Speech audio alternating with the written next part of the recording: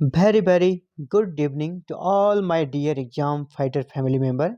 साथियों, हम लोग जेएसएससी सीजीएल 2022 की वैकेंसी की जो मुख्य परीक्षा का पेपर थर्ड जो कि जीएस का पेपर है, उसका तैयारी एग्जाम फाइटर नंबर 1 के माध्यम से कराया जा रहा है। इसी में हम लोग इंडियन पॉलिटी को पढ़ रहे हैं और पिछले क्लास में हम लोगों ने डिस्कस किया है इंडियन सिटीजनशिप, भारतीय नागरिकता के बारे में। और भारतीय संविधान में जब आरंभ में संविधान लागू हुआ तो नागरिकता के संबंध में क्या प्रावधान थे, उन लोगों को देखा है। और आर्टिकल 5 to 11 अनुच्छेद 5 से 11 तक हम लोग डिस्कस कर चुके हैं, 5 से 11 तक। और ये जो अनुच्छेद हैं, ये जो आर्टिकल है 5 से 11 तक संविधान के भाग 2 में है, तो हम लोग भाग 2 पढ़ रहे हैं। संविधान में कुल कितने भाग हैं? टोटल 22 भाग हैं, जिसमें से अभी हम लोग स्टार्टिंग में दूसरे भाग में 2 नंबर यानी दूसरे चैप्टर में संविधान के। और अनुच्छेद 5 से 11 तक हम लोग पढ़ चुके हैं। इसी में आप लोगों को याद होगा अनुच्छेद 11, जो अनुच्छेद 11 था, इसमें अनुच्छेद 11 में क्या था कि संसद कानून बना सकती है नागरिकता के संबंध में। भविष्य में संसद नागरिकता के संबंध में कानून बना सकती है, अनुच्छेद 11 में था। तो भारत में नागरिकता किस प्रकार लोगों को दी जाएगी, या अगर कोई गलत कार्य करता है तो उसकी नागरिकता किन तरीके से समाप्त की जाएगी, इसके संबंध में संविधान के अनुच्छेद 11 आर्टिकल 11 का उपयोग करके संसद ने कानून बनाया है, जिसे भारतीय नागरिकता अधिनियम 1955 कहा जाता है, क्योंकि यह अधिनियम 1955 में बना था। आपसे पूछा जाएगा भारतीय नागरिकता अधिनियम कब बना था, तो 1955 में। पहला क्वेश्चन यहीं से बनता है। इसके बाद इसका जो निर्माण हुआ, इस अनुच्छेद का जो ये अनुच्छेद जो बना, तो किस आर्टिकल का उपयोग करके संसद ने इसका निर्माण किया, तो आर्टिकल 11 संसद को अधिकार देता था कानून बनाने का, तो आर्टिकल 11 का उपयोग करके यह अधिनियम बनाया गया है। पिछले क्लास हम लोगों ने कहा भारत में किस प्रकार की नागरिकता है? एकल नागरिकता है। और ये कहाँ से ली गई है? तो ब्रिटेन से। भारत में एकल नागरिकता है और ये प्रावधान ब्रिटेन से लिया गया है। पूरे भारत में किसी के भी पास 2 नागरिकता आपको नहीं मिलेगी, जबकि अमेरिका आप जाइए तो वहाँ पे कैलिफोर्निया की अलग नागरिकता है। इसी प्रकार यूएसए की उसके पास अलग 2 नागरिकता रहती है। भारत में भी जम्मू कश्मीर में जब तक धारा 370 था, 370 आर्टिकल जब तक था, तब तक यहाँ पर भी जम्मू कश्मीर के संबंध में दोहरी नागरिकता थी, लेकिन अब यहाँ पर नहीं बची। पूरे भारत में एकल नागरिकता है, पूरे भारत में, जबकि अमेरिका में दोहरी नागरिकता है। तो भारत में एकल नागरिकता कहाँ से ली गई है? ब्रिटेन से। आपसे क्वेश्चन यहाँ ऐसा पूछा जा सकता है कि भारत में जो नागरिकता संबंधी प्रावधान है कहाँ से लिया गया है, तो विशेष रूप से ब्रिटेन से लिया गया है, इंग्लैंड से लिया गया है। और एकल नागरिकता ब्रिटेन में है, जबकि अमेरिका में दोहरी नागरिकता है।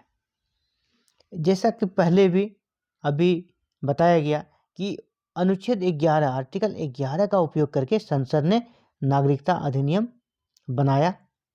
तो आज हम लोग इसी नागरिकता अधिनियम के बारे में जानेंगे। और हम लोग ये भी जानते हैं जब कोई अधिनियम बनता है तो उसे समय की आवश्यकताओं को देखते हुए उसमें समय समय पर संशोधन भी होते हैं। तो इसी अधिनियम का जो 1955 में बना था, उसका अब तक काफ़ी बार संशोधन हो चुका है। तो पहला संशोधन कब हुआ? 1986 में। आपसे पूछा जाएगा नागरिकता अधिनियम 1955 में पहला संशोधन कब हुआ, तो 1986 में। इसके बाद भी संशोधन होता आ रहा है और अभी भी हो रहे हैं। तो ये सारे उतने इम्पोर्टेंट नहीं है, लेकिन पहला वाला बहुत इंपॉर्टेंट है, कब किया गया ये पूछा जाता है। इसके बाद आप याद कर लें कब का हुआ था, 1992 में, 2003 में, 2005 में और 2015 में। और अभी हाल ही में भी हुआ है, मोदी जी के कार्यकाल में 2019 में भी एनआरसी को लेकर, एनआरसी और सीए को लेकर संशोधन किया गया है।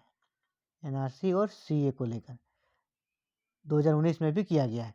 मतलब कितना टाइम हो गया? 6 बार। आपसे अगर ये पूछा जाए कि भारतीय नागरिकता अधिनियम में अब तक कितनी बार संशोधन हो चुका है, यहाँ 5 देख पा रहे हैं और 2019 में भी हुआ है, मतलब टोटल 6 बार संशोधन हो चुके हैं। ये भी क्वेश्चन आपसे पूछा जा सकता है कि नागरिकता अधिनियम 1955 में अब तक कितनी बार संशोधन हो चुका है। तो ये 6 बार हो चुका है। इसमें बेसिकली हम लोग जो बात करेंगे, यह अधिनियम क्या करता है कि भारतीय नागरिकता कैसे प्राप्त की जाती है, कोई व्यक्ति भारत का नागरिक कैसे बन सकता है, उसके लिए कितनी प्रक्रियाएं दी गई अधिनियम में, इसी के बारे में हम लोग आज समझेंगे। तो इस अधिनियम के अनुसार कोई व्यक्ति भारत का नागरिकता 5 तरीके से प्राप्त कर सकता है। यहाँ से भी एक क्वेश्चन आता है, भारतीय नागरिक अधिनियम 1955 के अनुसार भारत में कितने तरह से नागरिकता प्राप्त की जा सकती है, तो 5 तरह से। अधिनियम में बहुत से संशोधन हुए हैं, लेकिन आज भी इसको 1955 का ही अधिनियम बोला जाएगा। तो 5 प्रकार कौन कौन है, इसे ही हम लोग आज डिस्कस करने वाले हैं। पहला, जन्म के आधार पर, बाय बर्थ। इसमें कहा गया है कि जो व्यक्ति जिसका जन्म 26 जनवरी 1950 यानी जब संविधान लागू हुआ 26 जनवरी 1950 को या उसके पश्चात भारत में जिसका जन्म हुआ हो, वो सभी भारतीय नागरिक होंगे। बस जब बना था ये अधिनियम 1955 में यही चीज़ लिखा हुआ था, सिर्फ 26 जनवरी 1950 या उसके बाद जो व्यक्ति भारत में जन्म जिसका हुआ है वो सभी भारतीय नागरिक होंगे। इसमें देशी विदेशी कुछ जिक्र नहीं था, यानी ये बहुत ही अधूरा और अस्पष्ट था, क्लियर नहीं था। इसका मतलब तो ये भी हो गया ना, अगर भारत में 26 जनवरी 1950 के बाद कोई विदेशी टूरिस्ट आते हैं, घूमते हैं, या किसी काम से कोई आए या कोई इलाज के लिए आए और उसका बच्चा का जन्म यहीं पर हो जाता है उस दौरान, तो क्या उसे भारतीय नागरिक मान लिया जाएगा? नहीं ना, ऐसा पॉसिबल है? अगर कोई इलाज कराने ही इंडिया आया किसी विशेष क्षेत्र में कि इंडिया में बहुत अच्छा इलाज होता है, सस्ता इलाज होता है, अगर आ जाता है इसी बीच उसके बच्चे की डिलीवरी हो जाती है, तो उसे भारतीय नागरिक तो नहीं माना जाएगा।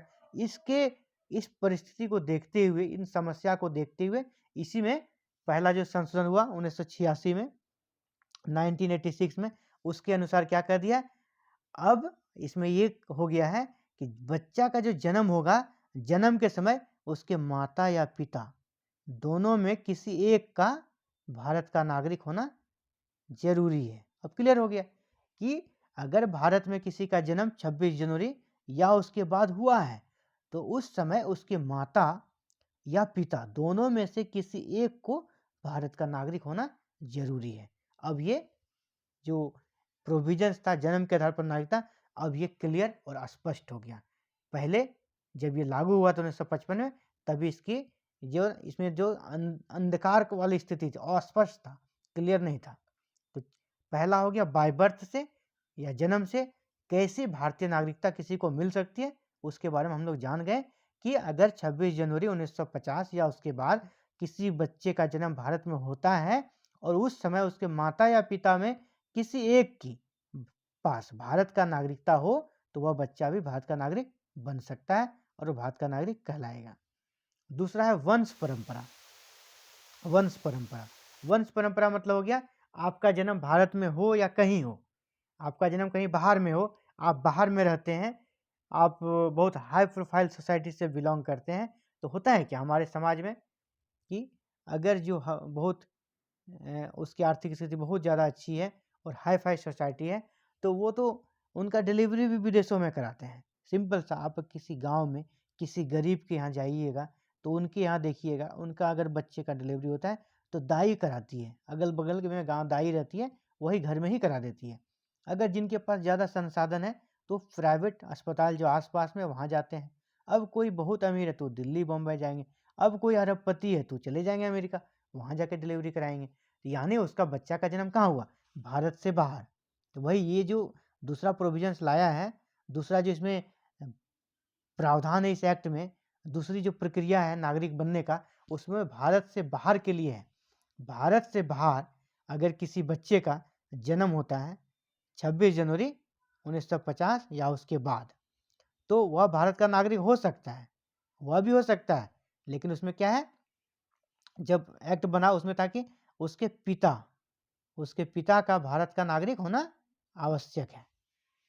लेकिन बाद में इसका विरोध हुआ और कहा जाने लगा कि संविधान में तो महिला और पुरुषों को समान अधिकार दिया गया है, तो बच्चे का जो वंश है, ये वंश परंपरा पर है, बाय डिसेंट है, तो ये पिता पर ही क्यों, सिर्फ पिता ही भारत का नागरिक रहे तभी उसे नागरिकता मिलेगी, ये तो एक तरह से भेदभाव है महिलाओं के साथ। इनका जब व्यापक विरोध हुआ तो 1992 में 1992 में इसका विरोध हुआ, और इस विरोध के बाद यहाँ भी माता या पिता डाल दिया गया कि जब बच्चे का जन्म बाहर में हो, इंडिया से बाहर 26 जनवरी 1950 या उसके बाद इंडिया से बाहर जन्म अगर किसी बच्चे का होता है और उस वक्त अगर उसके माता या पिता कोई भी भारत का नागरिक हो तो वह बच्चा भारत का नागरिक बनेगा, भारत की नागरिकता उसे दी जाएगी। तो अब ये क्लियर हो गया है। पहला क्या था, इंडिया में जन्म लेने वाला, और दूसरा जो वंश परंपरा वाला है वो है भारत के बाहर, भारत के बाहर। ठीक है, ये क्लियर है। और इसमें संशोधन कब किया गया, 1992 में। पहले ये सिर्फ पिता के लिए था, पिता, अब इसमें माता को भी जोड़ दिया गया है, क्योंकि संविधान हमें समानता का अधिकार देता है महिलाओं को पुरुषों को, इसीलिए इसमें संशोधन कब किया गया, 1992 में। तीसरा है पंजीकरण से। अब कोई व्यक्ति भारत का नागरिक कैसे बन सकता है, तो वह पंजीकरण से बन सकता है। तो पंजीकरण में उसे क्या करना होगा, पंजीकरण में उसे फॉर्म भरना होगा, उसे आवेदन देना होगा। अगर वह भारत का नागरिक कभी भी नहीं है और बनना चाहता है तो उसे यहाँ पे एक पंजीकरण हेतु फॉर्म भरना होगा, और इस फॉर्म को भर के वो भारत का नागरिक बन सकता है। लेकिन यहाँ टर्म एंड कंडीशन था। जब संविधान, जब ये एक्ट बना था 1955 में, 1955 में उस समय शर्त था कि आपको 6 महीना भारत में रहना होगा, 6 महीना भारत में रहना होगा। लेकिन अब उसमें क्या कर दिया है संशोधन करके, 7 साल कर दिया। ये 5 साल आपको दिख रहा है लेकिन ये 7 साल होगा। अब कहा गया है कि आप आवेदन करके पंजीकरण के माध्यम से भारत के नागरिक बन सकते हैं, पंजीकरण माध्यम से, लेकिन आपको यहाँ पर कम से कम 7 साल निवास रहना होगा। 7 साल के पहले ये फॉर्म ही आप नहीं भर पाएंगे। तो मिनिमम एलिजिबिलिटी जो कर दिया है 7 साल, और जब लागू हुआ उस वक्त इसमें सिर्फ 6 महीना था। तो धीरे धीरे इसको बढ़ाया जा रहा है ताकि अच्छे से और इस जो कोई गलत तरीके से नागरिकता प्राप्त न कर सके, और इसे और मजबूत कानून बनाया जा रहा है। इस अधिनियम को और सुदृढ़ करने का प्रयास किया जा रहा है। तो आपसे यहाँ क्वेश्चन पूछा जाएगा, पंजीकरण के माध्यम से नागरिक बनने के लिए व्यक्ति को कितने साल भारत में रहना होगा, तो 7 ईयर्स। तो 7 ईयर्स को भारत में रहना होगा। पहले कितना था, 6 मंथ। तो 3 विधि से हम लोग देख चुके हैं नागरिक कैसे बन सकता है भारत का। पहला में हम लोगों ने क्या देखा, जन्म से, पहला में देखा जन्म से, दूसरा में देखा वंश से, और तीसरा में देखा रजिस्ट्रेशन से, पंजीयन से, पंजीयन से। अब हम लोग देखेंगे चौथा और पांचवा में आखिर और क्या क्या विधि है भारत का नागरिक बनने का। पांचवा है देशीयकरण या नेचुरलाइजेशन, देशीयकरण या नेचुरलाइजेशन। तो चौथा में देशीकरण या नेचुरलाइजेशन में जो मुख्य बात है, इसमें उन लोगों के लिए प्रावधान किया गया है जो वैसे व्यक्ति हैं जो कला, 2 क्षेत्रों में, वैसे विदेशी व्यक्ति जो कला और विज्ञान, कला और विज्ञान के क्षेत्र में वो प्रसिद्ध हैं, कला और विज्ञान के क्षेत्र में प्रसिद्ध हैं, और उसे एक भारतीय भाषा, कोई एक भारतीय भाषा जो कि संविधान के 8वीं अनुसूची में है, 22 भाषा, 22 भाषा है संविधान के 8वीं अनुसूची में, उन्हीं में से कोई एक भाषा उनको अगर आती है और वह कम से कम भारत में 10 वर्ष तक रहा हो। पहला, उसे कला और या विज्ञान, यानी कोई कलाकार हो या कोई लेखक हो, कोई चित्रकार हो, कोई म्यूजिशियन हो, कोई संगीतकार हो, और उस या कोई साइंटिस्ट हो, विज्ञान के क्षेत्र में वो प्रख्यात हो, और वह भारतीय किसी एक भाषा को जानता हो जो संविधान के 8वीं अनुसूची में है, उनमें से किसी एक को जानता हो, और भारत में 10 वर्ष तक वो निवास कर चुका हो, तो वह भारत का नागरिक बन सकता है देशीयकरण के द्वारा। देशीयकरण के द्वारा 10 वर्ष भारत में निवास करने के बाद भारत का नागरिक बन सकता है। लेकिन शर्त क्या क्या है, कला और विज्ञान में प्रसिद्ध हो और भारत की किसी एक भाषा को जानता हो जो संविधान की 8वीं अनुसूची में दर्ज है, वो भारत का नागरिक बन सकता है। जैसे हाल ही में पाकिस्तान के जो सिंगर है अदनान सामी बने हैं, क्योंकि उसे कला के क्षेत्र में वो संगीत का वो तो सिंगर है, कला के क्षेत्र में प्रख्यात थे। और दूसरा भारत की किसी एक भाषा जैसे हिंदी को वो जानते हैं और भी अन्य भाषा को जानते होंगे। तो ये दोनों शर्त को पूरा कर रहे थे और काफ़ी दिनों से वो मुंबई में थे, इसलिए उसे भारतीय नागरिकता हाल ही में दे दी गई है। इसके अलावे जो 5वां प्रोविजन है भूमि के अर्जन, अगर भारत क्षेत्र में किसी भूमि को एक्वायर किया जाता है, भारत किसी नए एरिया को जीतता है, चाहे मान लीजिए अभी मोदी जी की सरकार है और अमित शाह बार बार संसद में ये कहते हैं कि पीओके जो पाक ऑक्यूपाइड कश्मीर है, पीओके हमारा है और इसे हम लेकर रहेंगे। तो पीओके में रहने वाले जो लोग हैं, जब भारत पीओके को जीत लेगा तो पीओके में रहने वाले जो लोग हैं वो स्वतः भारतीय नागरिक बन जाएंगे 5वीं विधि के तहत भूमि के अर्जन द्वारा। इसमें क्या कहता है, यदि भारत किसी नए भूभाग को अर्जित कर भारत में उसका विलय किया जाता है, इस क्षेत्र में निवास करने वाले व्यक्तियों को स्वतः नागरिकता प्राप्त हो जाती है। मतलब वही कि अगर कोई नया क्षेत्र भारत जीत कर मिला लेता है उसे भारत में, तो उन लोगों को स्वतः ही भारत की नागरिकता मिल जाएगी, ऑटोमेटिक। ये है 5वां। तो हम लोग कौन कौन सा विधि देखे, जन्म से, वंश से, इसके बाद जन्म से हम लोग देख चुके, फिर वंश से देख चुके, फिर पंजीयन से देख चुके, फिर देशीयकरण और भूमि अर्जन। तो 5 विधि से भारतीय नागरिकता प्राप्त की जाती है। इसमें से जो अंत होगा, अंत किस विधि से हो सकता है, अंत में भी 3 है। भारतीय नागरिकता का अंत के लिए 3 विधि है। कौन कौन सा 3 विधि है, किसी अन्य देश की नागरिकता ग्रहण करने पर, नागरिकता का परित्याग करने पर और सरकार द्वारा नागरिकता से वंचित करने पर, 3 प्रकार से। तो भारतीय नागरिकता का अंत कैसे प्रकार से होता है, 3 प्रकार से। अन्य देश की नागरिकता ग्रहण करने पर, ये तो हम लोग आर्टिकल 9 में देख चुके हैं, वही बता रहा है कि अगर कोई नागरिक किसी दूसरे देश का नागरिकता ग्रहण करता है तो भारत की नागरिकता स्वतः समाप्त हो जाएगी। पहला है अन्य देश की नागरिकता ग्रहण करने पर, दूसरा है नागरिकता का परित्याग करने पर, अगर कोई स्वतः परित्याग कर देता है तो उससे भी समाप्त हो जाता है, और सरकार द्वारा नागरिकता से वंचित करने पर तीसरा है। अगर सरकार किसी की नागरिकता से वंचित कर देती है तो सरकार कब कब किसी को वंचित करती है, इसको हम लोग देखते हैं। सरकार वैसे तो जिसको मन इसको नहीं कर देगी वंचित, सरकार इसके लिए कुछ टर्म एंड कंडीशन बनाई है। वो क्या क्या है, संविधान के प्रति और निष्ठा के संबंध में, अगर कोई संविधान का अनादर करता है और निष्ठा करता है, युद्ध काल में शत्रु की सहायता करने पर, मान लीजिए चाइना से वार हो रहा है या पाकिस्तान से वार हो रहा है और आप पाकिस्तान का मदद करते हैं, ठीक है, पाकिस्तान का मदद करते हैं, तो उस वक्त क्या होगा, आपको नागरिकता आपकी खतरे में जा सकती है। इसी तरह गलत तरीके से अगर आप गलत कागजात से नागरिकता ग्रहण प्राप्त करते हैं, इससे भी आपकी नागरिकता जा सकती है। तीसरा है पंजीकरण या देशीकरण नागरिकता प्राप्त करने के, अगर आप पंजीकरण या देशीकरण द्वारा नागरिकता प्राप्त करते हैं और 5 वर्ष के भीतर आपका देश जो आपका मूल देश है वहाँ आपको किसी केस में 2 वर्ष की सजा हो जाती है, 2 वर्ष की सजा हो जाएगी, तो उससे भी आपकी नागरिकता सरकार वंचित कर सकती है।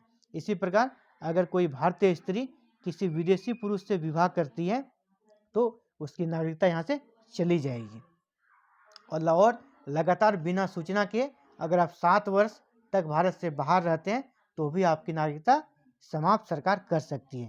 तो ये सारे प्रोविजन से भारतीय नागरिकता समाप्त कैसे हो सकती है, तो भारतीय नागरिकता समाप्त होने का जो प्रोसेस है वो 3 तरीका है और प्राप्त करने का 5। इसे आप लोग याद रखेंगे। तो उम्मीद है आज का क्लास आपके लिए काफ़ी फायदेमंद रहा होगा। अभी हम लोग नेक्स्ट वीडियो में मिलेंगे इन्हीं आज के क्लास से रिलेटेड मल्टीपल चॉइस क्वेश्चन को लेकर। तो thank you for watching this video.